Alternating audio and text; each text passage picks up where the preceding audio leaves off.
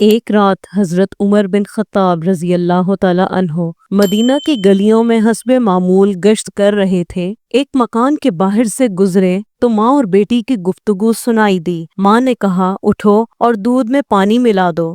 بیٹی نے جواب دیا اماں جان کیا آپ جانتی نہیں آج امیر المومنین کا کیا حکم ہوا ہے؟ ماں نے پوچھا کیا حکم؟ بیٹی نے کہا آج ان کے منادی نے اعلان کیا ہے کہ دودھ میں پانی نہ ملایا جائے۔ ماں نے کہا اے بیٹی اٹھو دودھ میں پانی ملا دو، عمر یا اس کا منادی تو نہیں دیکھ رہا؟ بیٹی نے تقوی سے لبریز الفاظ میں جواب دیا اے ماں اگر عمر ہمیں نہیں دیکھ رہا تو عمر کا رب تو دیکھ رہا ہے۔ حضرت عمر رضی اللہ تعالیٰ عنہ نے یہ سب باتیں پردے کے پیچھے سے سنی۔